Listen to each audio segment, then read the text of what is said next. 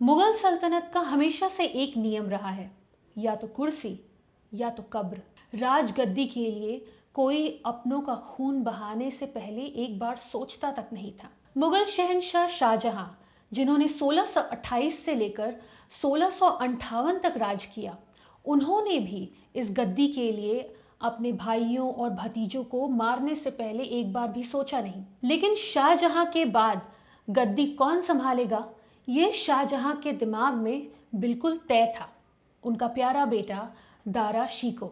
दारा शिको के 3 और भाई थे, औरंगजेब, शाह शुजा और मुराद बख्श। लेकिन दारा शिको शाहजहां को इसलिए बहुत प्यारे थे क्योंकि वो उनके पहले मेल संतान थे। उनके लिए उन्होंने बहुत मन्नतें मांगी थी।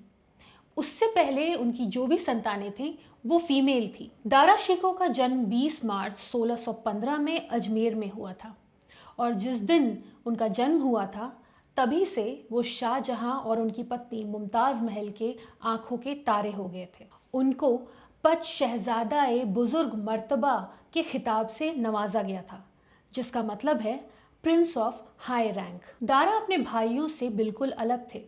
जहां उनके भाई वॉरफेयर में माहिर थे, वहीं दारा पोइट्री में इंटरेस्ट लेते थे। सूफी किस्म के इंसान थे वो। इनफैक्ट काफ़ी सेक्युलर भी थे। उन्होंने हिंदू ग्रंथों को भी पढ़ रखा था। इनफैक्ट उन्होंने उपनिषदों को पर्शियन में भी ट्रांसलेट करवाया था, जिसके कारण बहुत सारे हिंदू गुरु उनको पसंद करते थे, तो वहीं कुछ मुस्लिम क्लेरिक्स उनको नापसंद करते थे। जहां हिंदुस्तान की जनता भी दारा शिको को अपना आने वाला शहंशाह मान चुकी थी, वहीं औरंगज़ेब को लगता था कि वो कहीं से भी एक एबल रूलर नहीं बन पाएगा, क्योंकि दारा शिको को मिलिट्री का कोई एक्सपीरियंस नहीं था। और औरंगज़ेब जानता था कि अगर हिंदुस्तान को अपने कंट्रोल में रखना है तो लड़ाई और मिलिट्री वॉरफेयर में आगे रहना हमेशा ज़रूरी है। तो ऐसे में औरंगज़ेब और दारा शिको के बीच हमेशा ठनी रहती थी। वहीं शाहजहां दारा शिको को एज ए सक्सेसर हर जगह प्रमोट कर रहे थे। इनफैक्ट दारा शिको की जब शादी हुई थी तो वो आज के डेट में अनंत अंबानी के प्री वेडिंग बैश से कुछ कम नहीं थी। उस समय 32 लाख रुपए खर्च हुए थे उनकी शादी में। तो यही सारी बातें औरंगज़ेब की आंखों की किरकिरी बन रही थी। एक ऐसा इंसिडेंट होता है जहां पे शाहजहां ने 2 हाथियों के बीच में एक युद्ध करवाया था। अब जब ये 2 हाथी एक दूसरे के साथ लड़ रहे होते हैं तो अचानक औरंगज़ेब जो अपने घोड़े पर सवार होते हैं, तो एक हाथी अचानक से गुस्से में बिदक जाता है और औरंगज़ेब के ऊपर अटैक कर देता है। औरंगज़ेब जो उस समय खुद अपने घोड़े पर थे, वो खुद को बचाने की कोशिश करते हैं और अपने भाले से उस हाथी के ऊपर अटैक करते हैं। लेकिन वो हाथी और भी ज़्यादा आग बबूला हो जाता है और अग्रेसिव हो जाता है। ऐसे में औरंगज़ेब के बाकी 2 भाई उन्हें बचाने के लिए अचानक से रिंग में आ जाते हैं। लेकिन वहीं पर दारा शिको भी मौजूद होते हैं, लेकिन वो अपने सीट पर से नहीं उठते। ये चीज़ सबने नोटिस की थी।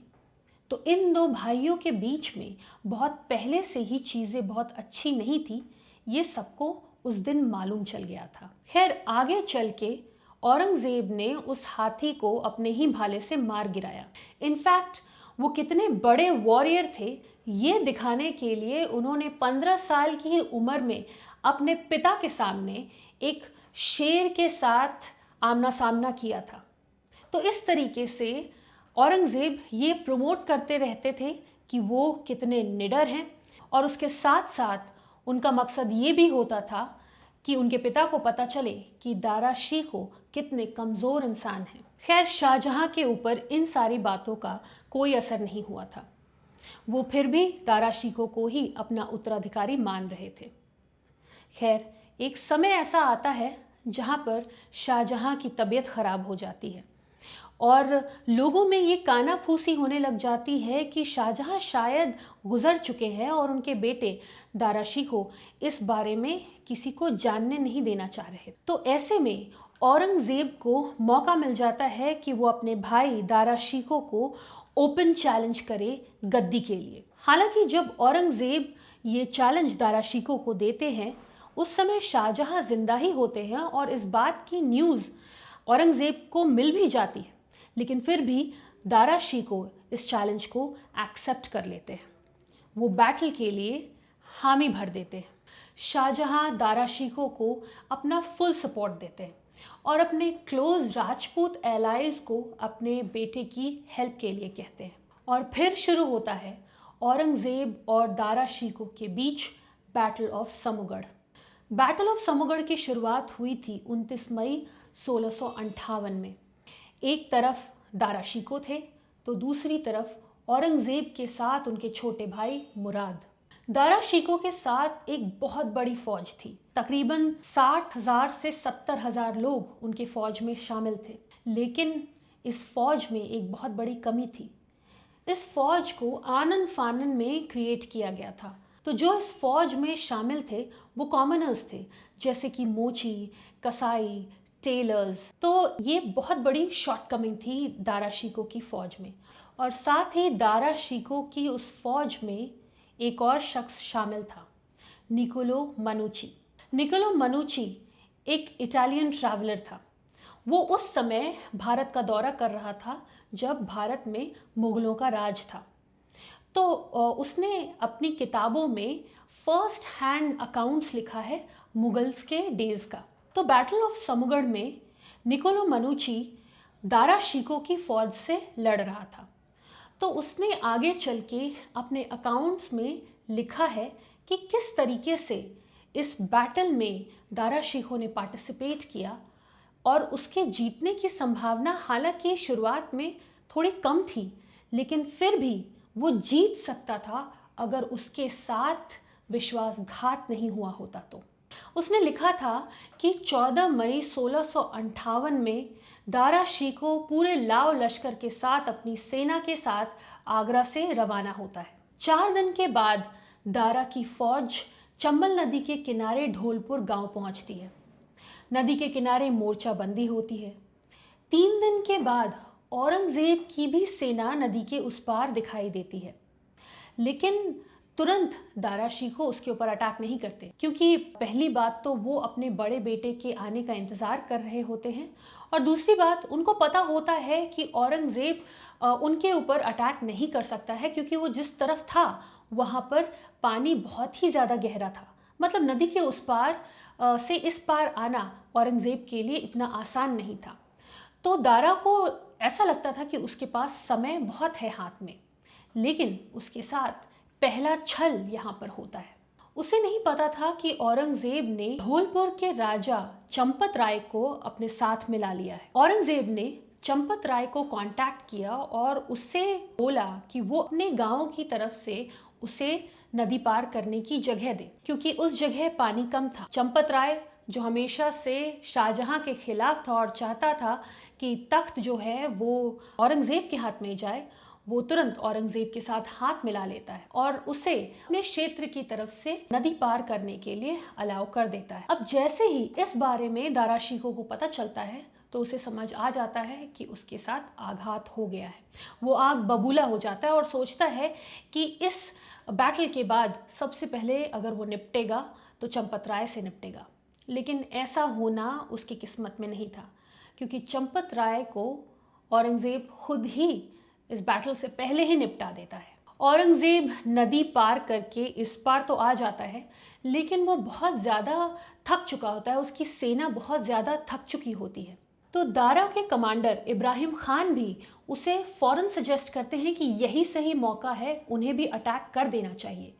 लेकिन उसी समय उनका एक दूसरा कमांडर खलीलुल्लाह खान, जब उसे पता चलता है कि दारा अटैक करने वाले हैं, तो वो भागा भागा उनके पास आता है और कहता है कि जनाब, आप अभी इनके ऊपर अटैक करके अपने ऊपर थू थू क्यों लेना चाह रहे हैं, और अगर आप अभी अटैक कर देंगे तो ये आपके शान के खिलाफ होगा। ये बात सुन के दारा शिकोह एक कदम पीछे ले लेते हैं और सोच में पड़ जाते हैं। मनुची का कहना है कि ये खलीलुल्लाह खान औरंगजेब का ही एक मोल था दारा शिकोह के फौज में। अगले ही दिन दारा शिको अटैक के लिए रेडी रहते हैं, लेकिन उससे पहले ही औरंगज़ेब की तरफ से एक ब्रूटल अटैक हो जाता है, जिसमें दारा शिको के जो बहुत ही क्लोज एलाइज होते हैं, जो सबसे पावरफुल एलाइज होते हैं, उनकी जान चली जाती है। तो जंग की शुरुआत में ही दारा शिको अपने स्ट्रॉन्ग पिलर ऑफ सपोर्ट्स को खो बैठते हैं, और साथ ही इसके खलीलुल्लाह खान दारा शिको के मन में बहुत सारी भ्रांतियां डालने की कोशिश करता है, जैसे कि बारिश की शुरुआत हो जाती है इस जंग के शुरू होते ही, तो वो कहता है कि ये ग्रह नक्षत्र के जो दिशा हैं वो सही नहीं चल रहे हैं, तो ये सही समय नहीं है अटैक करने का। तो बहुत सारी चीज़ें वो उनके मन में डालने की कोशिश करता है ताकि दारा शिको हमेशा डाउट में ही रहे। लेकिन फिर भी दारा शिको इस जंग में अपना सब कुछ देने के लिए रेडी रहते हैं। वो अपनी सेना के साथ आगे बढ़ रहे होते हैं। दारा शिको के पास एक बहुत ही स्ट्रॉन्ग एस्पेक्ट था कि उनकी सेना बहुत बड़ी थी। वहीं औरंगज़ेब की सेना इनके कंपैरिजन में छोटी थी, लेकिन स्किल्ड और एक्सपर्ट ज़रूर थी। ऐसे में होता क्या है कि धीरे धीरे औरंगज़ेब की सेना थकने लग जाती है, और एक समय ऐसा आता है जब ऐसा लगता है कि दारा शिको अब ये जंग जीत जाएगा। तो ऐसे में खलीलुल्लाह खान दारा शिको के साथ एक और छल करता है। वो अपनी टुकड़ी को छोड़कर भागा भागा दारा शिको के पास जाता है और उन्हें एक मिस इन्फॉर्मेशन देता है कि उसने औरंगज़ेब की आर्मी को बुरे तरीके से नष्ट कर दिया है। तो वो दारा शिको को ये सजेस्ट करता है कि औरंगज़ेब के ऊपर अटैक करने की जगह उसे कैप्चर करना ज़्यादा सही रहेगा। तो वो उससे कहता है कि वो अपने हाथी को छोड़कर अपने घोड़े पर जाए और सीधा औरंगज़ेब को कैप्चर कर ले। ये इन्फॉर्मेशन देकर वो वापस अपनी टुकड़ी के पास चला जाता है।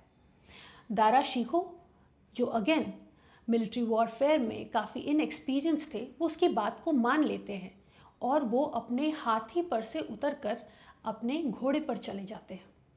अब ये एक बहुत बड़ा मिस इन्फॉर्मेशन उनके आर्मी की तरफ चला जाता है। जब उनकी आर्मी देखती है कि दारा शिको अपने हाथी पर नहीं है, तो उन्हें अचानक से ऐसा लगता है कि कहीं उनके जनरल, उनके राजा मारे तो नहीं गए। तो जब उनकी फौज को ऐसा लगता है कि उनके जनरल नहीं रहे, तो वो खुद ही हथियार डालने लग जाते हैं। और यहाँ जब दारा शिको को मालूम चलता है कि किस तरीके का मिस इन्फॉर्मेशन उनकी आर्मी में फैल गया है, तो उन्हें रियलाइज़ होता है कि उनके अपनों ने ही उनके साथ छल किया है। दारा शिको को समझ आ जाता है कि वो उस बैटल को हार चुके हैं और उनके पास वहाँ से भागने के अलावा कोई चारा नहीं रहता। तो दारा शिको अपनी जान बचाकर किसी तरीके से आगरा पहुँचते हैं। वहीं बैटल ऑफ समगढ़ में उनकी आर्मी साथ साथ खलीलुल्लाह खान की भी आर्मी औरंगज़ेब के सामने हथियार डाल देती है। तो औरंगज़ेब फॉर्मली उस बैटल को जीत जाते हैं और उनका थ्रोन के ऊपर एक क्लेम बन जाता है। इधर शाहजहां को बिल्कुल भी ये मंजूर नहीं था कि तख्त उनके बेटे औरंगज़ेब को जाए, तो इसलिए उन्होंने आगरा का दरवाज़ा औरंगज़ेब के लिए बंद कर दिया। तो औरंगज़ेब ने बदले में आगरा का पानी का सप्लाई बंद करवा दिया और फिर शाहजहां को मजबूरन आगरा किले का दरवाज़ा औरंगज़ेब के लिए खोलना पड़ा। औरंगज़ेब आगरा के किले के ऊपर अपना कंट्रोल लेता है और साथ साथ अपने पिता को भी बंदी बना लेता है, यानी शाहजहां अब उसके हाउस अरेस्ट में होते हैं। औरंगज़ेब का अब नेक्स्ट स्टेप होता है कि वो अपने बाकी भाइयों को अपने या तो कंट्रोल में करे या तो उन्हें कैप्चर करके मार दे, ताकि तख्त की हिस्सेदारी या तख्त के लिए और लड़ाई अब उसे ना लड़नी पड़े। तो वो अपने बाकी दो भाइयों यानी कि शाह शुजा और मुराद को एक के बाद एक अपने रास्ते से हटाता है और उसके बाद फिर बारी आती है दारा शिको की। दारा शिको जो दर बदर भागा भागा फिर रहा होता है, अपने भाई से बचता फिर रहा होता है, वो फाइनली कैप्चर्ड हो जाता है। और दारा शिको को कैप्चर करने के बाद औरंगज़ेब उसका मानो एक परेड निकालता है। पूरी दिल्ली की सड़क पर उसे भिखारियों की तरह एक बहुत ही बूढ़े हाथी के ऊपर परेड कराया जाता है। और जब दिल्ली की जनता अपने प्यारे दारा शिकोह को उस हालत में देखती है तो सभी की आंखों में आंसू होते हैं। औरंगज़ेब इस चीज़ को नोटिस करता है। वो देखता है कि प्रजा की सिंपैथी दारा शिकोह के साथ है, तो उसे समझ आ जाता है कि उसे फ़ौरन उस स्पिरिट को वहीं क्रश कर देना चाहिए। तो वो डिसाइड कर लेता है कि दारा शिकोह को वो तुरंत ही एलिमिनेट कर देगा। लेकिन वो उसे किस तरीके से एलिमिनेट करेगा वो इस बारे में सोच रहा होता है। क्या वो उसे मेंटली डिसेबल करके एलिमिनेट करेगा या फिर उसकी हत्या करा देगा। तो फाइनली वो डिसाइड करता है कि प्रिजन के अंदर जिस जगह दारा शिकोह और उसके बेटे को बंदी बनाकर रखा गया था वहाँ पर उन दोनों को असैसिनेट करवा दिया जाएगा।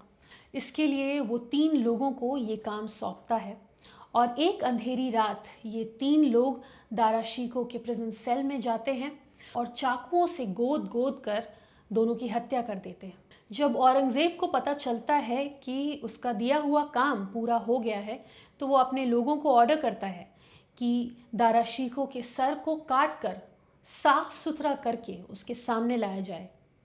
और जब ऐसा होता है तो वो उसके सर को एक डिब्बे में डालकर बहुत अच्छे से किसी प्रेजेंट की तरह तैयार करके अपने एक सर्वेंट को देता है और बोलता है कि वो इस उपहार को ले जाकर उसके पिता को दे। और वो उसे एक स्पेशल इंस्ट्रक्शन देता है कि वो उसके पिता शाहजहां को एक स्पेशल मैसेज दे कि आपके बेटे ने आपके लिए एक ऐसा उपहार भिजवाया है जिसे देखकर आप आज का दिन कभी नहीं भूलेंगे। शाहजहां हाउस अरेस्ट के दौरान अपने किले में खाना खा रहे होते हैं जब ये मैसेंजर ये तोहफे का बक्सा लेकर उनके सामने आता है और बोलता है कि आपके बेटे औरंगज़ेब ने आपके लिए ये तोहफ़ा भिजवाया है।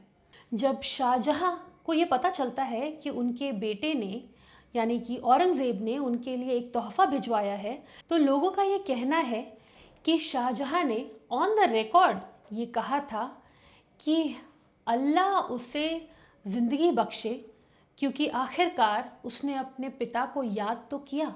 और जैसे ही वो उस बक्से को खोलते हैं और देखते हैं कि उनके प्यारे बेटे दारा शिकोह का कटा हुआ सर उस बक्से में है तो उनकी चीख निकल आती है। मानो हिस्टीरिया का एक शौक उन्हें लगता है और वो अपनी दाढ़ी को खींच खींच कर चिल्ला रहे होते हैं और पूरे किले में उनके रुदन की आवाज़ गूंजने लग जाती है। शाहजहां उसके बाद उस ट्रॉमा से कभी शायद निकल ही नहीं पाते हैं। उसके बाद औरंगज़ेब ने अपने क्रूरता की और नुमाइश करते हुए दारा शिकोह का वो सर परेड करवाते हुए हुमायूं के मकबरे में किसी एक अनमार्क्ड जगह पर उसको दफन करवा दिया। लेकिन उसके धड़ को ताजमहल के प्रांगण में ही दफनाया ताकि शाहजहां अंत अंत तक उसे देखते रहे।